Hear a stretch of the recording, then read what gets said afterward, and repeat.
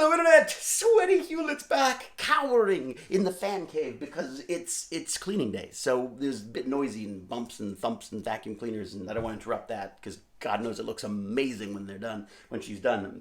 Lovely, lovely. Our friend Maria is just fantastic. So I thought I would come down here and hide. I would sweat into the glowing keyboard instead of trying to shout over the vacuum cleaner. Because as we know, when you lose your hearing and there's a background noise, it's very difficult to hear even your own thoughts. It seems. I can't wait to get my bionic ears because if you're gonna go deaf, you got to do it in style. So I'm really looking forward to what kind of contraptions they can fit in these little tiny little elf ears and help me out with all this stuff because that could be very, very cool. Anyways, point is that this is a burn and learn, and a burn and learn is my bit to stay alive and fit long enough to raise my amazing son, who left the house without a hitch today, I gotta say. Oh, except for one. There was an argument over who won the Magic the Gathering game. It was me, just so we're clear. Possibly my first victory ever in that regard. He is the most epic, indestructible deck, but I digress because I also do these burn and learns so that I can enjoy the coming twilight years with my brilliant, beautiful wife Jane, who had already been on the elliptical and guilted me into it.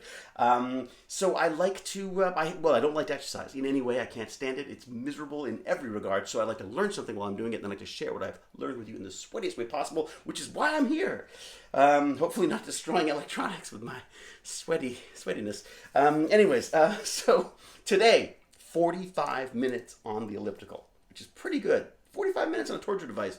And two different things that I've learned. First off, I finished up Essential C# programming on LinkedIn Learning, which is fantastic. I highly recommend that series. Anyone who can make it enjoyable enough for me to enjoy while I'm on a torture device and watching as well is just, the time just flew by.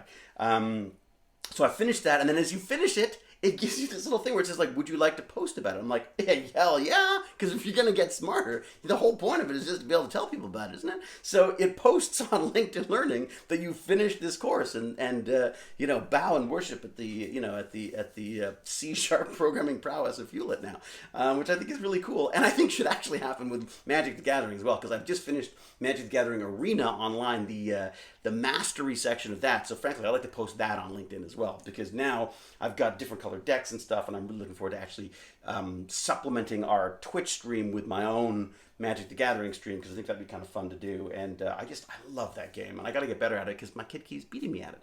I think I got him on this one. Anyways, so I finished up LinkedIn Learning Essential C# programming, and then a friend of mine, David Ishee, who I met at Biohack the Planet. Thank you, the Odin, for that. One of the best experiences, most mind-blowing, greatest weekends of my life, and I suggest you do it yourself. It will happen again next year, I'm sure. I will be there. You'll have to, unless hounds from hell drag me away from it. I want to go to that next year. Amazing bunch of people, but one of the people I met was David Ishee, who I think what a fantastic guy. Was there with his family, so sort of humble and low-key, and he's doing this amazing stuff. He's this whole self-taught bioengineer. He's a dog breeder.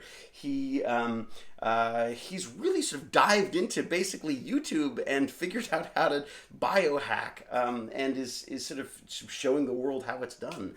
And I just loved talking to him. And then he got in touch recently and said, hey, check out this new Netflix series called Unnatural Selection. And let me know what you think. So I fire it up today because I still had some time to burn, literally, and started watching. And first episode, I'm loving it. I would say my first complaint would just be that every show about biohacking has to have these, terrifying shots of people lit from above or below, or in the green glow of a lab, or working at night. It's always got to be so sort of clandestine and hacker cliche. But that said, dogs barking into the camera and stuff. But that said, it's doing a really good job of laying out the groundwork of what exactly is happening here.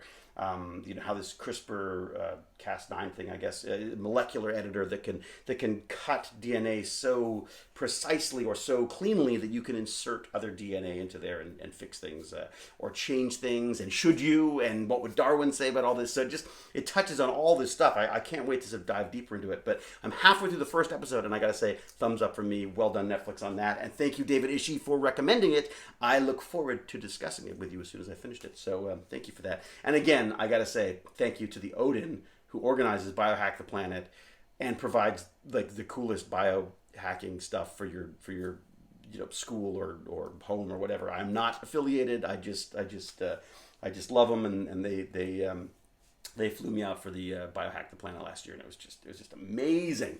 Anyway, so those are my 2 viewing pleasures today.